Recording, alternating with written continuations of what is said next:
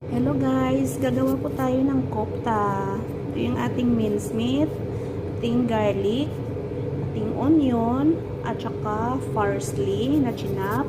Tapos mag-a-add lang ako ng black pepper,